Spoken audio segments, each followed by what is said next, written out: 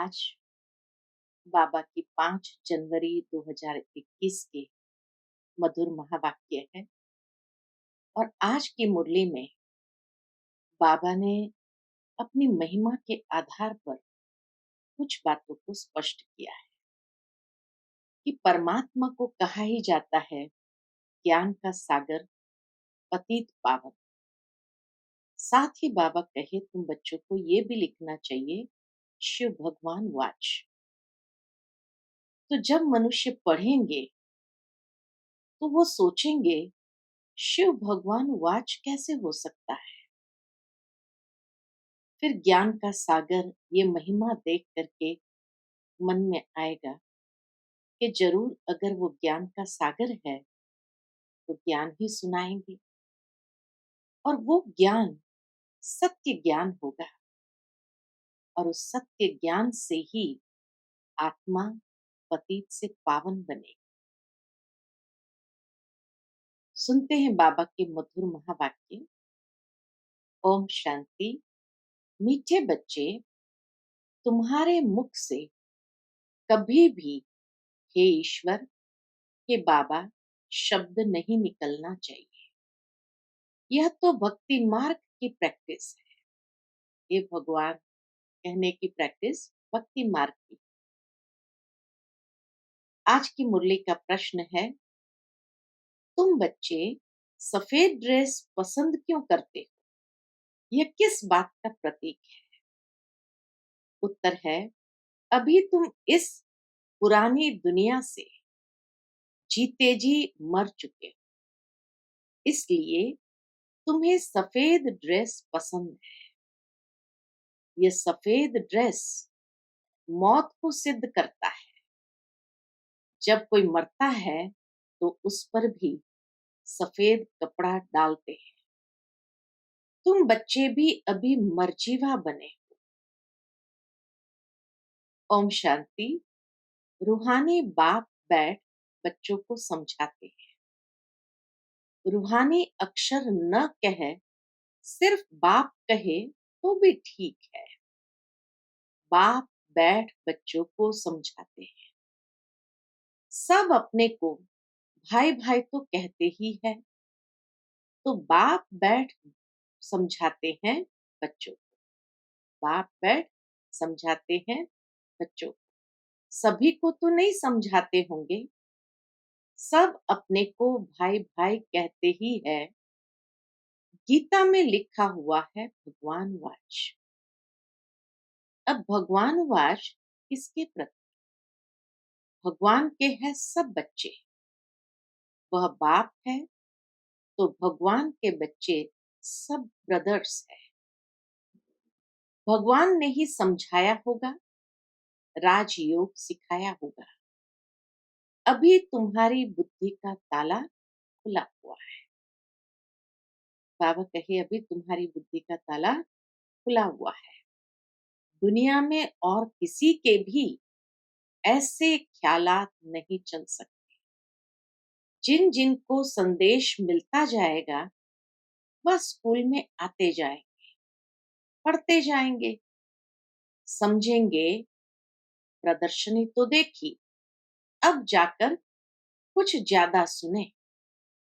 पहली पहली मुख्य बात है ज्ञान का सागर, पतित पावन, गीता ज्ञान दाता शिव भगवान वाच। पूरा बाबा ने महिमा बताई। पहली पहली मुख्य बात है ज्ञान का सागर, पतित पावन, गीता ज्ञान दाता शिव भगवान वाच। पहले पहले उनको यह पता पड़े कि इन्हों को सिखलाने वाला अथवा समझाने वाला कौन है। वह सुप्रीम सोल, ज्ञान का सागर, निराकार है। वह तो है ही सत्य, ट्रुथ। वह सत्य ही बताएंगे। सत्य है तो सत्य ही बताएंगे। फिर उसमें और कोई प्रश्न उठ नहीं सकता। पहले पहले तो इस पर समझाना है, हमको परम पिता परमात्मा ब्रह्मा द्वारा राजयोग सिखलाते हैं। यह राजाई पद है, जिसको निश्चय हो जाएगा कि जो सबका बाप है वह पारलौकिक बाप बैठ समझाते हैं, वही सबसे बड़ी अथॉरिटी है, तो फिर दूसरा कोई प्रश्न उठ ही नहीं सकता। इतना समझ जाए तो बाबा कहे कोई प्रश्न फिर उठ ही नहीं सकता। वह है पतित पावन। तो जब वह यहाँ आते हैं तो जरूर अपने टाइम पर आते होंगे। तुम देखते भी हो, ये वही महाभारत लड़ाई है। विनाश के बाद फिर वाइसलेस दुनिया होनी है। यह है विशस दुनिया। ये मनुष्य नहीं जानते कि भारत ही वाइसलेस था। कुछ भी बुद्धि चलती नहीं। गोदरेज का ताला लगा हुआ है, उसकी चाबी किसके पास है? सबके मनुष्य के बुद्धि को गोदरेज का ताला लगा हुआ है, और उसकी चाबी फिर किसके पास है? तो उसकी चाबी एक बाप के पास ही है। इसलिए उनको ही ज्ञानदाता, दिव्य चक्षु विधाता कहा जाता है। ज्ञान का तीसरा नेत्र देते हैं। यह किसको पता नहीं है कि तुमको पढ़ाने वाला कौन है। दादा समझ लेते हैं, मनुष्य तो दादा समझ लेते हैं, तब टीका करते हैं, कुछ न कुछ बोलते हैं। इसलिए पहली पहली बात ही यह समझाओ, इसमें लिखा हुआ भी है, शिव भगवान वाच, वह तो है ही ट्रुथ। बाप समझाते हैं, मैं पतित पावन शिव हूँ, मैं परम धाम से आया हूँ इन शालीग्रामों को पढ़ाने। बाप है ही नॉलेजफुल। किस बात की नॉलेज है बाबा के पास? सृष्टि के आदि मध्य अंत का राज समझाते हैं। यह शिक्षा अभी तुमको ही बेहद के बाप से मिल रही है। वही सृष्टि के रचयिता है, पतित सृष्टि को पावन बनाने वाले। बुलाते भी है, हे पतित पावन आओ। तो पहले पहले उसका ही परिचय देना। किसी को भी समझाओ तो सबसे पहले पहले पतित पावन बाप का ही परिचय सबको देना है। उस परम पिता परमात्मा के साथ आपका क्या संबंध? पूछो उनसे कि उस परम पिता परमात्मा के साथ आपका क्या संबंध है? वह है ही सत्य। नर से नारायण बनने की सत्य नॉलेज देते हैं। बच्चे जानते हैं बाप सत्य है, बाप ही सचखंड बनाते हैं। तुम नर से नारायण बनने यहाँ आते, बैरिस्टर पास जाएंगे तो समझेंगे हम बैरिस्टर बनने आए हैं। अभी तुमको निश्चय है कि हमको भगवान पढ़ाते हैं। बाबा कहे अभी तुमको निश्चय है कि हमें भगवान पढ़ाते हैं। कई निश्चय करते भी हैं, फिर संशय बुद्धि हो जाते हैं, तो उनको सब मनुष्य कहते हैं। क्या कहते हैं फिर उनको? जो संशय बुद्धि हो करके चले जाते हैं, उनको सब मनुष्य कहते हैं, तुम तो कहते थे भगवान पढ़ाते हैं, फिर भगवान को छोड़ क्यों आए हो? संशय आने से ही भगंती हो जाती है। कोई न कोई विकर्म करते हैं। भगवान वाच, काम महाशत्रु है, इन पर जीत पाने से ही तुम जगत जीत बनेंगे। जो पावन बनेंगे वही पावन दुनिया में चलेंगे। यहाँ है ही राजयोग की बात। तुम जाकर वहां राजाई करेंगे। बाकी जो भी आत्माएं हैं वह अपना हिसाब किताब चुकतू कर वापस अपने घर चली जाए। यह कयामत का समय है। इसीलिए बाबा कहे, तुम विकारों पर जीत प्राप्त करेंगे तो राजाई में चले जाएंगे, और बाकी सभी आत्माएं हिसाब किताब चुकतू करके अपने घर चली जाए। ये कयामत का समय है। अब ये बुद्धि कहती है सत्युग की स्थापना जरूर होनी है। पावन दुनिया सत्युग को कहा जाता है। बाकी सब मुक्ति धाम में चले जाएं। उनको फिर अपना पाठ रिपीट करना है। तुम भी अपना पुरुषार्थ करते रहते हो। बाकी सब आत्माएं फिर जैसे नीचे आएंगी वो अपना पाठ रिपीट करेंगे। तुम भी अपना पुरुषार्थ करते रहते हो। क्या पुरुषार्थ करते हैं? पावन बन और पावन दुनिया का मालिक बनने के लिए। मालिक तो सब अपने को समझेंगे ना। भले वहां कोई भी पद को प्राप्त करे, लेकिन आखिर उस पावन दुनिया के मालिक तो सभी आत्माएं। तो बाबा कहे मालिक तो सब अपने को समझेंगे ना। प्रजा भी मालिक है। अभी प्रजा भी कहती है ना हमारा भारत। बड़े बड़े मनुष्य सन्यासी आदि भी कहते हैं हमारा भारत।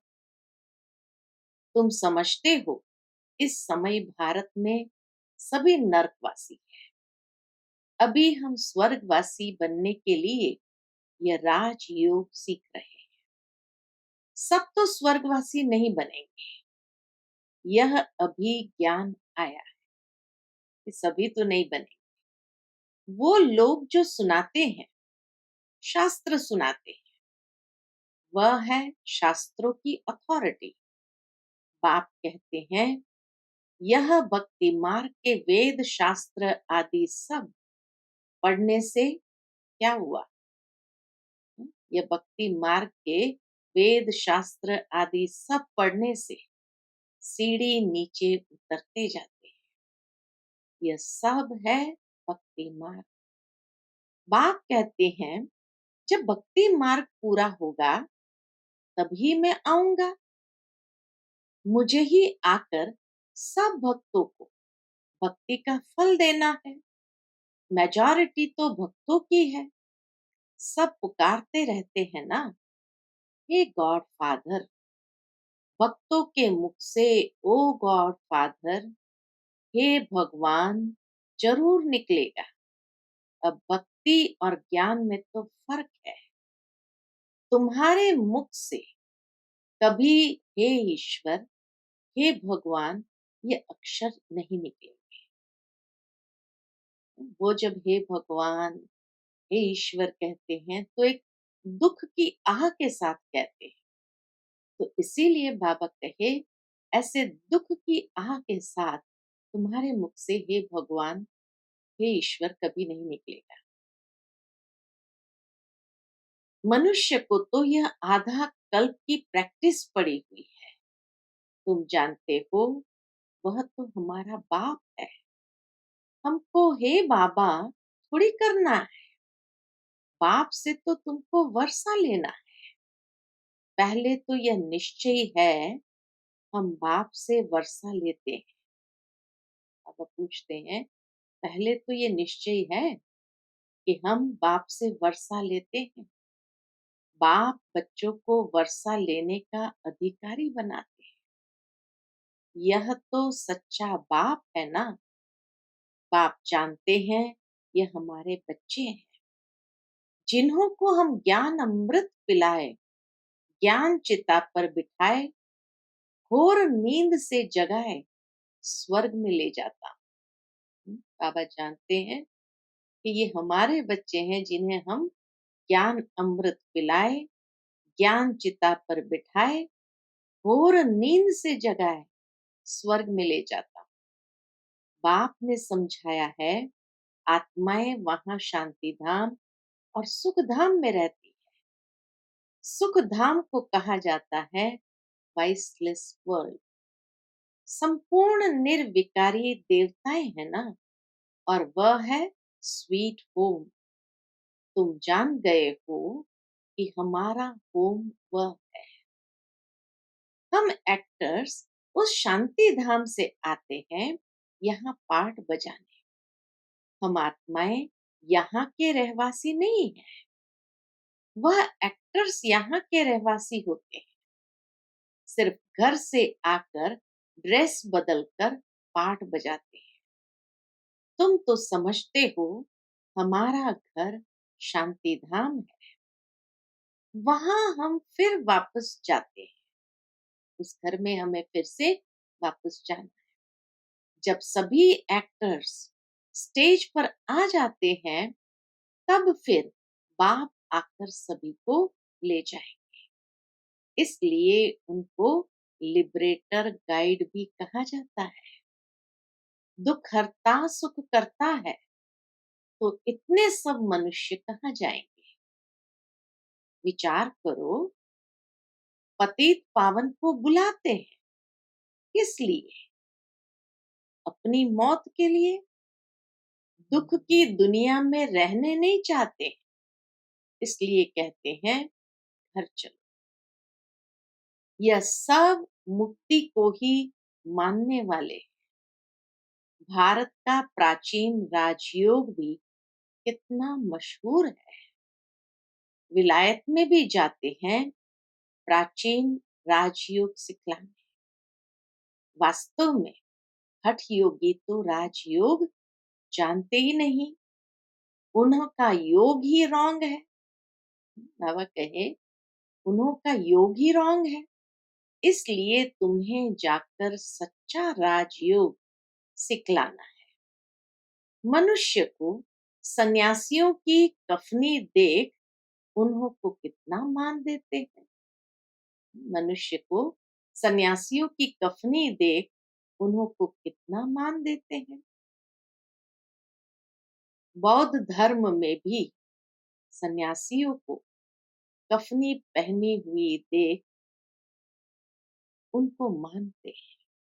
तो बाबा कहे बौद्ध धर्म में भी सन्यासियों को कफनी पहनी हुई देख उनको मानते हैं। सन्यासी तो बाद में होते हैं। बौद्ध धर्म में भी शुरू में कोई सन्यासी नहीं होते हैं। जब बाप बढ़ता है बौद्ध धर्म में, तब सन्यास धर्म स्थापन होता है। शुरू में तो वह आत्माएं ऊपर से आती, उनकी संख्या आती। शुरू में सन्यास सिखलाकर क्या करेंगे? सन्यास होता है बाद में। यह भी यहाँ से कॉपी करते हैं। क्रिश्चियन में भी बहुत है जो सन्यासियों का मान रखते हैं। कफनी की जो पहरवाइश है वह हठयोगियों की है। तुमको तो घर बार छोड़ना नहीं,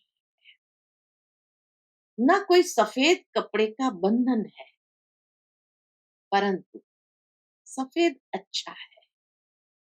बाबा का कोई बंधन नहीं है कि पहनना ही है, परंतु सफेद अच्छा है। तुम भट्ठी में रहे हो तो ड्रेस भी यहाँ हो गई। बाबा कहे तुम भट्ठी में रहे हो तो ड्रेस भी यह हो गई है। आजकल सफेद बहुत पसंद करते हैं। मनुष्य मरते हैं तो भी सफेद चादर डालते हैं। तुम भी अभी मर्जीवा बने हो तो सफेद ड्रेस अच्छी है। तो पहले कोई को भी बाप का परिचय देना है। कैसे देंगे? दो बाप है। यह बातें समझने में टाइम लेते हैं। प्रदर्शनी में इतना समझा नहीं सकेंगे। सतयुग में होता है एक बाप। इस समय तुमको तीन बाप, क्योंकि भगवान आते हैं प्रजापिता ब्रह्मा के तन में। वह भी तो बाप है सबका। लौकिक बाप भी है। अच्छा, अब तीनों बाप से उच्च वर्षा किसका? निराकार बाप वर्षा कैसे दे? वह फिर देते हैं ब्रह्मा द्वारा। इस चित्र पर तुम बहुत अच्छी रीति समझा सकते हो। शिव बाबा निराकार है और यह है प्रजापिता ब्रह्मा आदि देव, ग्रेट ग्रेट ग्रैंडफादर। बाप कहते हैं, मुझ शिव को तुम ग्रेट ग्रेट ग्रैंडफादर नहीं कहे, मैं सभी का बाप। यह है प्रजापिता ब्रह्मा। तुम हो गए सब बहन भाई। भल स्त्री पुरुष है, परंतु बुद्धि से जानते हैं हम भाई बहन हैं। बाप से वर्षा लेते हैं। भाई बहन आपस में क्रिमिनल असॉल्ट कर न सके। अगर दोनों की आपस में विकारी दृष्टि खींचती है तो फिर गिर पड़ते हैं, बाप को भूल जाते हैं। बाप कहते हैं, तुम हमारा बच्चा बन फिर मुंह काला करते हो। बेहद का बाप बच्चों को बैठ समझाते हैं, तुमको ये नशा चढ़ा हुआ है। जानते हो गृहस्थ व्यवहार में भी रहना है, लौकिक संबंधियों को भी मुंह देना है, तोड़ निभाना है। लौकिक बाप को तो तुम बाप कहेंगे ना, उनको तो तुम भाई नहीं कह सकते हो। कितनी प्रैक्टिकल बात समझाते हैं कि भले आत्मिक नाते से सभी भाई भाई हैं, लेकिन लौकिक संबंध में जब रहते हो तो वहां पिता को भाई नहीं कहते, वो तो पिता ही है।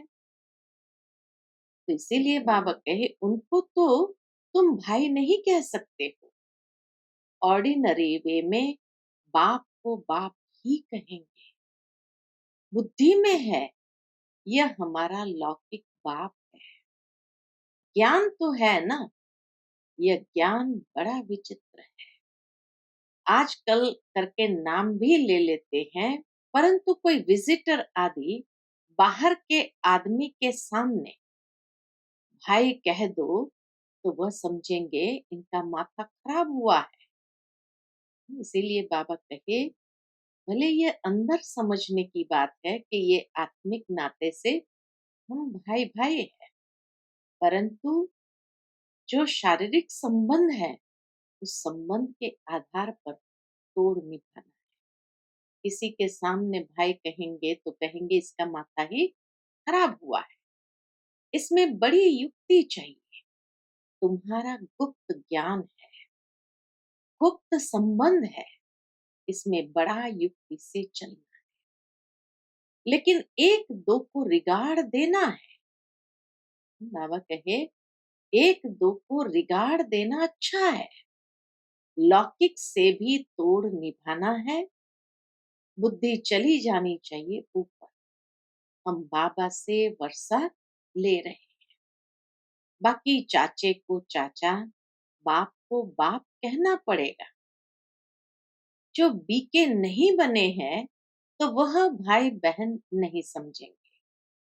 जो ब्रह्मा कुमार कुमारियां बने हैं वही इन बातों को समझेंगे।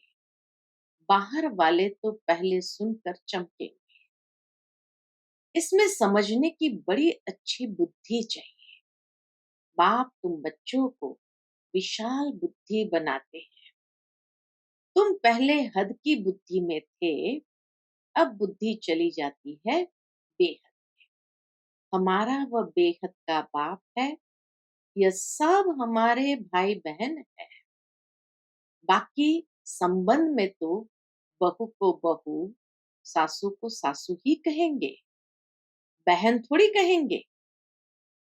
आते तो दोनों है, घर में रहते भी बड़ी युक्ति से चलना हो। बाबा कहे, घर में रहते भी बड़ी युक्ति से चलना होगा। लोक संग्रह को भी देखना पड़ता है, नहीं तो वह लोग कहेंगे यह पति को भाई, सासू को बहन कह देते हैं। ये क्या सीखते? ये ज्ञान की बातें तो तुम ही जानो और न जाने कोई। कहते हैं ना, तुम्हारी गति मति तुम ही जानो। अब तुम उसके बच्चे बने हो, तो तुम्हारी गति मत तुम ही जानो। बड़ा संभल कर चलना पड़ता है, कहाँ कोई मूंझे नहीं। तो प्रदर्शनी में भी तुम बच्चों को पहले पहले यह समझाना है कि हमको पढ़ाने वाला कौन है। हमको पढ़ाने वाला भगवान है। अब बताओ वो कौन है? निराकार शिव या श्री कृष्ण? शिव जयंती के बाद फिर आती है कृष्ण जयंती, क्योंकि बाप राजयोग सिखलाते हैं। बच्चों की बुद्धि में आया ना, जब तक शिव परमात्मा न आए, शिव जयंती मना न सके। जब तक शिव आकर कृष्णपुरी स्थापन न करे, तो कृष्ण जयंती भी कैसे मनाई जाए? कृष्ण का जन्म तो मनाते हैं, बाबा कहे कृष्ण का जन्म तो मनाते हैं, परंतु समझते थोड़ी है।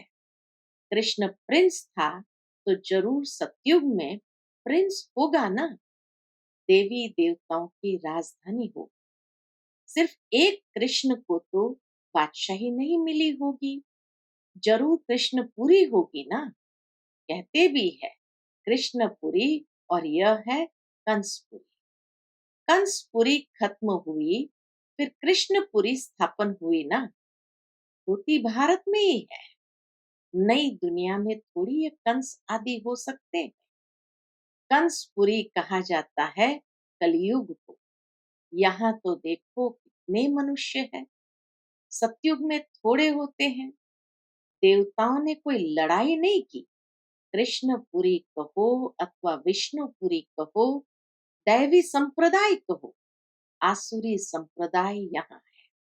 बाकी न देवताओं और असुरों की लड़ाई हुई, न कौरव पांडवों की हुई है।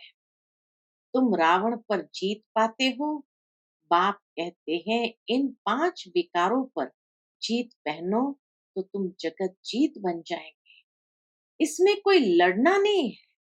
लड़ने का नाम ले तो हिंसा हो जाए। रावण पर जीत पानी है, परंतु नॉन वायलेंस से।